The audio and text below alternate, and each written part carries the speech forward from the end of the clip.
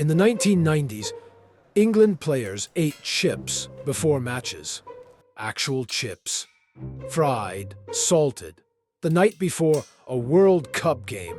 Today, salmon, rice, vegetables. France plans every bowl of pasta. Brazil travels with rice and beans. Messi still talks about his mother's cooking. But here's what nobody mentions. Some of what they eat is not even from the country wearing the shirt. And one team brings a recipe to this tournament older than the World Cup itself. Stay until Senegal.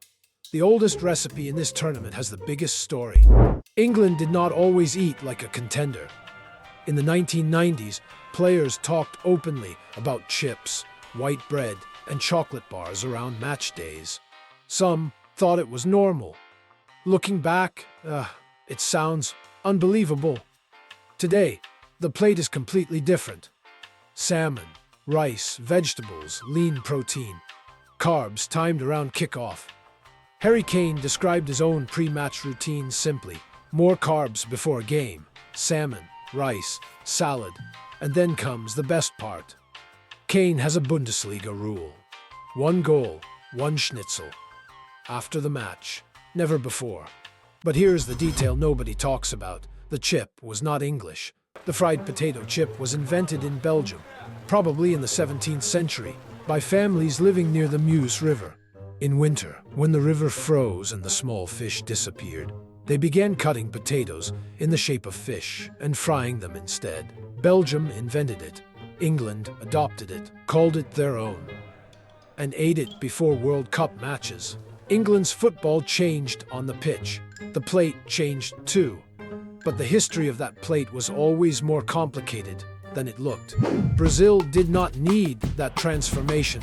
Their plate was already identity.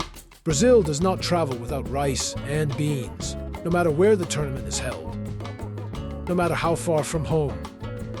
Food here is not just fuel, it is memory. Steaming rice, black beans, a plate every Brazilian understands before a word is spoken.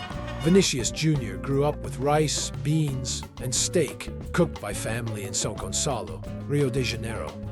Then he moved to Madrid at 17. The language changed, the city changed, the weather changed, but the base of the plate stayed the same. And when Brazil scores, they dance. Because football in Brazil is not just sport, it is culture. And culture starts at the table. Argentina also brings home to the tournament, but Messi's favorite food has a secret.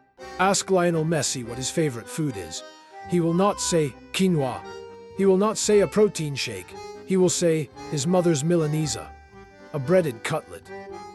Golden, crispy, familiar. That is Messi. 8 Ballon d'Ors, 1 World Cup. Still talking about the food he ate at home. But here's what Messi will not tell you. Milanesa is not Argentine. In the late 19th century, millions of Italians left for South America. They crossed the Atlantic with almost nothing. They brought their language, their family names, and their recipes. Cotoletta alla Milanese, the breaded veal cutlet from Milan, crossed the ocean, arrived in Buenos Aires, and became Milanesa. 3 generations later, the greatest footballer alive calls it comfort food.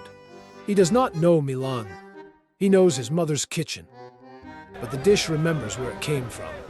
Before matches today, the plate is stricter. Pasta, olive oil, parmesan. Simple, controlled, easy to digest. But after victory, Argentina returns to itself. Asado, empanadas, Milanesa. The food of home does not disappear. It just waits for the final whistle. And it carries a history that stretches back 2 oceans. France is the opposite. For them, even pasta becomes a calculation.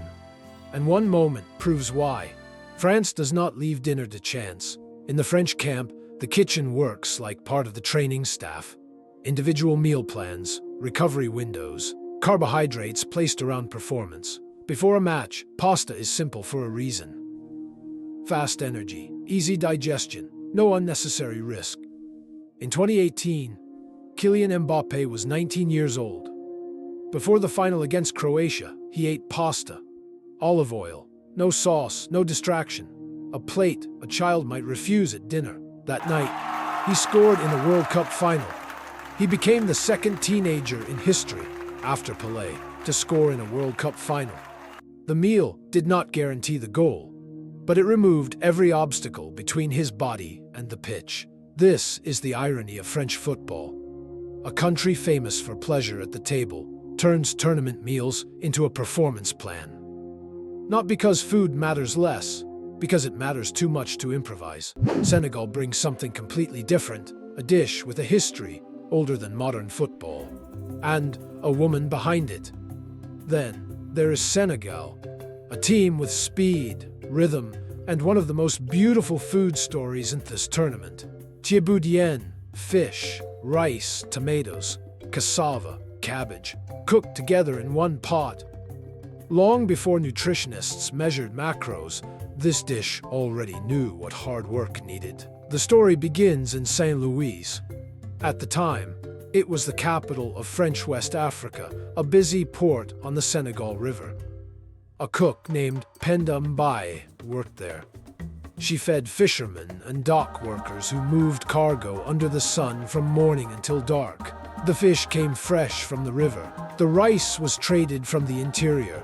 The tomatoes, the cassava, the dried fish, everything built into one pot.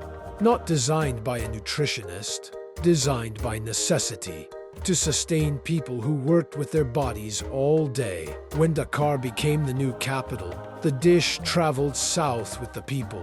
When Senegal gained independence in 1960, Thieboudienne was already the national dish, not chosen, inherited.